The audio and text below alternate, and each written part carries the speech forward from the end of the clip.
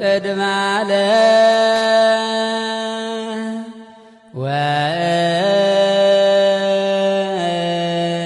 ወእስከ ለዓለም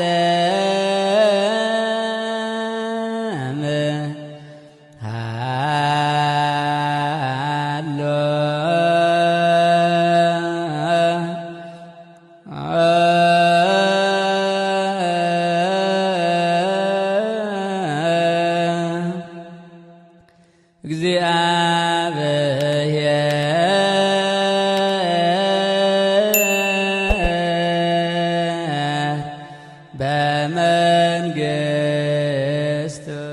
በስመ አብ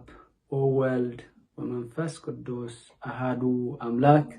ስድራ እግዚአብሔር መፍቀርቲ ቅድስተ ቅዱሳን ድንግል ማርያም ዝኾንኩም ደቂ ዓዶም ቅዱሳን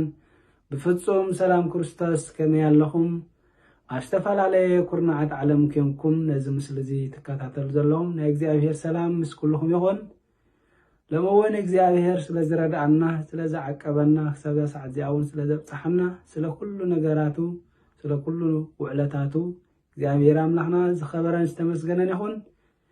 እዚ ሕዝናያ ዘለና ሰንበት ከዓ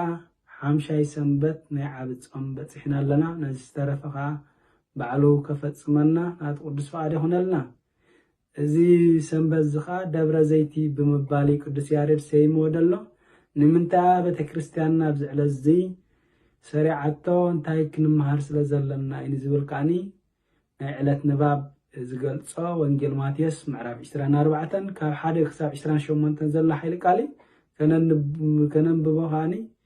በዚ መልእኽቲ የመሓላለፍ ማለት እዩ ንሕና እንሪኦ ከዓ ሓደ ቃል አውፂና እንታይ ፍጻሜ እዩ ተፈጺሙ ዝብል ክንርኢ ኢና ማለት እዩ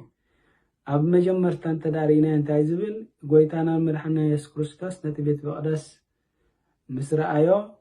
ነቶም ሐዋርያት እንታይ ዝብሎም እዚ ቤተ መቅደስ እዚ እምኒ ኣብ ርእሲ እምኒ ከም ዘይተርፍ ብሓቂ ይብለኩም ኣለኹ ብምባል ይገልጸሎም ሽዑ ደብረ ዘይቲ ምስ ደየቡ ብሕት ኢሎም ሐዋርያት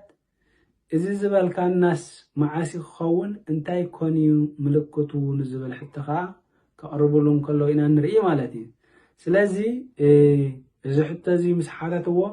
ጎይታና መድሓኒና ኢየሱስ ክርስቶስ ከዓ ሓደ ብሓደ ዘርዚሩ ክገልጸሎም ከሎ ኢና ንርኢ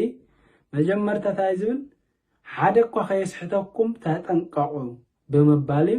ዝዛረቦም ማለት እዩ እንታይ ስለ ዘሎ ኢኻኒ ሓደ ብሓደ ይዝርዝረሎም ማለት እዩ ብስመይ ብዙሓት ኣነ ክርስቶስ እናበሉ ክመጽኦም ብዙሓት ከዓ ከስሕትኦም ብምባል ዝገልጽ ማለት እዩ ስለዚ ኣብ ዘለናዮ ግዜ ወይ ወቅቲ ብዙሓት መሲሓን ኮይኖም ይመጹ ከም ዘለዉ ብዙሓት ከዓ ሰዓብቲ ይረኽቡ ከም ዘለዉ እዚ ምስጢር ኣደባባይ ዝተኸወለ ሰብ ነገር የለን እንታይ ኢላ ተጠንቅ እንተዳይልና ነዚ ቃል እዚ ብዘይ ምፍላጥ ብዘይ ምርዳእ ብዘይ ምርማር ብዘይ ምስትውዓል ክስዕብዎም ከሎ ኢና ንርኢ ብዙሓት ናይ ሓሶት ነቢያት ተላዒሎም ኣለዉ ንብዙሓት ሰባት ከዓ የስሕቱ ኣለዉ ውግእን ወረውግእን ክኸውን እዩ ግና ኸ እዚ እንታይ ናይ መጀመርታ ቅልውላዊ ኣይትሰንበዱ ኣይትሸበሩ እዩ ዝብል እንታይ ዳ ነቕሕኻ ክትጸንሕ ከም ዘለካ ናይ ብዙሓት ሰባት ፍቕሪ ክዝሕትል እያ እናበለ ይገልጽ ማለት እዩ ብዙሕ ረሃብን ጥሜትን ጽምእን ክኸውን እዩ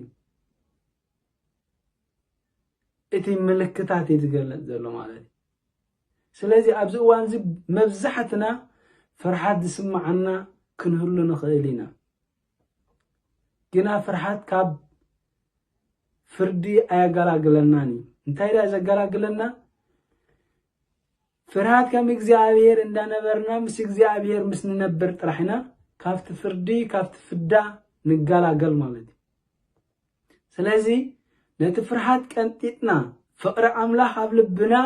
ለቢስና ንዕኡ ክንቀርቦ ዝደልየና ማለት ብምስትውዓል ክንነብር ከምቲ ኣብ ፍቅዲ 15 ገሊፅዎ ዘሎ እንታይ ዝብለና أفتي قدس بوتا رخصت مسرعهم اتزنب يستوعل يبلنا مالك وانا تبنبي دانيال استبح ليزبل نبي دانيال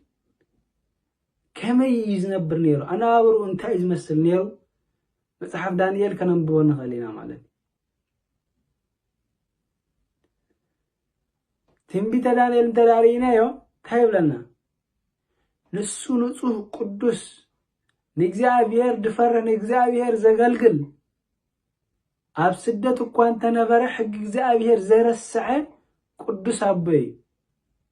جزابير كا قدس نوريو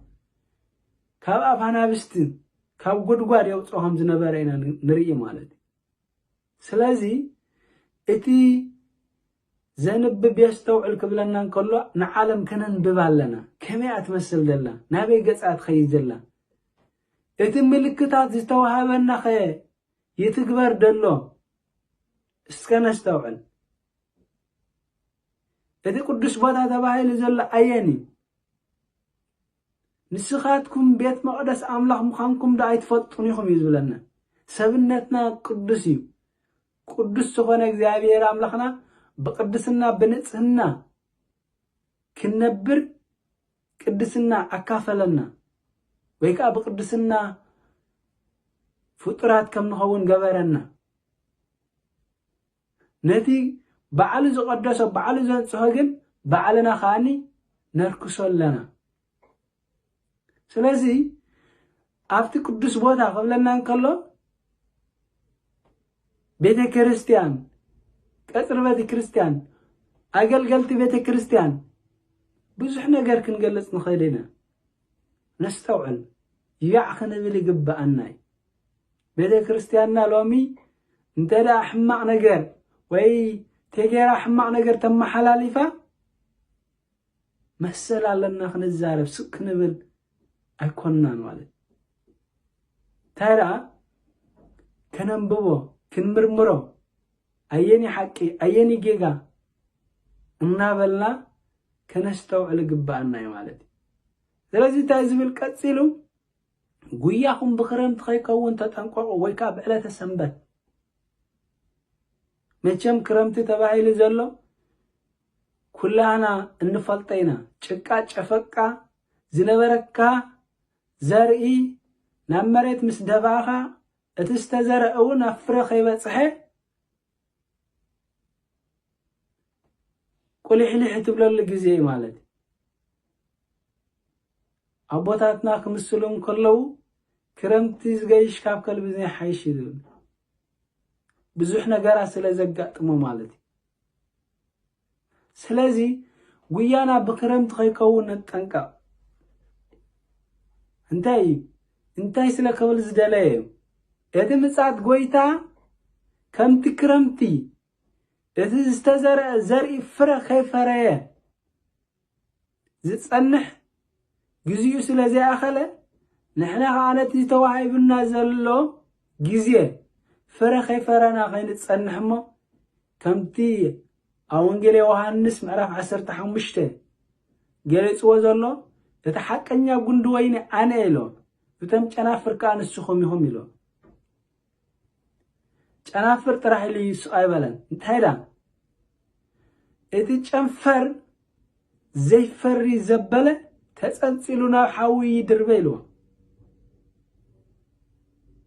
ስለዚ ኣፍቲ ጉንዲ ወይኒ ጨንፈር ኮይና ዘለና ክንፈርድ እምበር ዘይንፈርድ ኮይና ተጸንጺልና ከም ንድርበ ክነስተውዕል ግባአናይ ማለት ስለዚ ድማ ጉያኹም ብክረምቲ ከይከውን ወይካ ብዕለተ ሰንበት ከይከውን ዝብለና ዘሎ ማለት ምጽአትና ጎይታ ኣብ ድመጸሉ ኩላህና ድልዋት ኮይና ክንነብር ክንጸንሕ ቀጢሉ ታይ ዝብል ጎይታኹም በየነይቲ ሰዓት ከም ዝመጽእ ኣይትፈልጡን ኢኹምሞ ኩሉ ግዜ ድልዋት ኮይንኩም ጽንሑ ህይወት ተዋሂባትና ደላ ንፍረ ክንፈር የላ ኢና ዕድመ ዝወሃበና ዘሎ ናብ ንስሓ ክንሰጋገር ምውዳቕና ይኮነንቲ ጌጋ ወዲቕና ዘይምትንሳእና ስለዚ ክንፈርሕ ኣይግባአናኒ ታይዳኒ إتي زكبأنا هنقبر تراحينا كنبقس زلنا مالتي ስለዚህ ጎይታ ክመጽ ይስቃይ ክብልኒ ብምባል በአምላክ ዳዊት ይዛረብ ክመጽ እንኮለ ግን ኢሉ ቀቅርሚ ዝባላ ሓውለዎ በመላእክት ተዓጅቡ መላእክት እንዳተናፈሐ ዝመጽ ከምቲ ናይ ቅድም ብስጋ ዝተወልደሉ ብትሕትና አመብልዕ ማል አይኮነን ሕጂ ግን ክፈርድ ይመጽ ስለዚህ ካብዝ ፍርድ እዚ ከናምልጥ ካፍዳ አምልጥና ክንመጎስ አቶም ብሩኻት ቅድመ ዓለም ዝተዳለወ ወድሰብ ዘይረአዮ ዘይበጽሖ እንሃለሞ ነሆ እተው ናብ መንግስተ ሰማያት ክንበሃል ሎሚ ድልዋት ክንከውን ኣለና ማለት ተዘይ ኮይኑ አይፈጠኩም ነካባይ ረሐቁ ናብ ግብዝ በለ ጸልማት ናብ ምሕቃና አስናን ዘለዎ ናብ ኺዱ ኸይንባል ክንጥንቃቅ ግባና ማለት ስለዚህ ብስፍሕ ዝበለ ደብረ ዘይቲ ካብ ወንጌል ዮሐንስ የወንጌል ማቴዎስ ይቅረታ ምዕራፍ 24 ካብ 1 ክሳብ 28 ዘሎ ነንብቦ ነስተውዕሎ ሓደ በሓደ ዘርዚርና ክንበጽሖ ስለዘይንኽእል ብሕጽር ዝበለ ንሎም ግን ሓደ እኳ ከየስሕተኩም ተጠንቀቁ ዝብል ሓይሊ ቃሊና ክንወስድ ዘለና ማለት ምክንያቱም ምጥንቃቅ የለና አበናባብራና አበካይዳና አብ ንገብሮ ኩሉ ነገር ጥንቃቀ ዝተሐወሰ ኩሉ እትገብርዎ ለእግዚአብሔርን ብስም እግዚአብሔርን ይኹን ይዝብል ሐዋርያ ቅዱስ ጳውሎስ መርምርዎ ዛ ግብር ዛ ስራሕ ዚያ እግዚአብሔር ይሕጎሰላ አይሕጎሰላን ኢልና ቅድም ሁሉ ክንሐስብ ይግባአና ማለት ስለዚህ ሐሲብና አስተውዕልና እንተዳኺርና ክንጠፍእ አይከአለናኒ ማለት ስለዚህ ምስተውዓል እግዚአብሔር ከዕድለና ንሕናውን ነፍስና ርእስና እንፍትሽ እዚ ክንኮደ ዝጸናሕና ጾም 4 ድማ ልክ ፍርቅ በጽሕና ኣለና ንስለ ምጻም ዲና ንጾም ዘለናስ ወላ ህይወትና ቀይርና ለና በረከት እግዚአብሔር ተቀቢልና ለና ለውጥ ጌርና አይገበርናኑን ከነስተውዕል ግባአና ስለዚህ እንተዳ ተቀየርና አቂብናዮ ክንቅጽል እንተዳ ተዘይቀየርና እንታይ ትጉድለታት መርቢርና አላሊና ክንአልየና ተጸገማት አሊና ሽዑ ናብ ቅድስና ናብ ንጽህና ክንበጽሕ ኣብትንሳኤ ክንሓብሮ ምክንያቱ ሞትና ንሞቱ እንተዳ መሲሉ ኣብትንሳኤ ክንሓብሮ ኢና ከም ዝበለና ሐዋርያ ቅዱስ ጳውሎስ ሕጂ ኻኒ እትንጾሞ ዘለና ብህይወት ናብ ቅድስና እንተብቂዕና ብርሃነ ትንሳኤው ካብ ኃጢአት ክንትንስ ናብ ጽድቂ ክንልዓል ክገብረና እሞ እግዚአብሔር አምላኽና ዝመሃረና ዝገሰጸና ክብርን ምስጋናን ይኹኖ ዝነጠበ ዝጎደለ በአፈት ጓን መላእክት ይታረመለይ ወስብሐት ለእግዚአብሔር ወለወላድ ድንግል ወለመስቀሉ ክብር ይተአኮት ወይሰባህ ስሙ ለእግዚአብሔር አምላክነ ወትረ ወኩል ጊዜ ወኩል ሰዓት ቅድመ ዓለም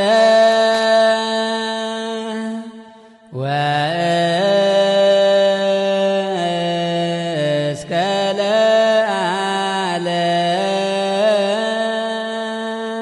ለዓለም ሃሎ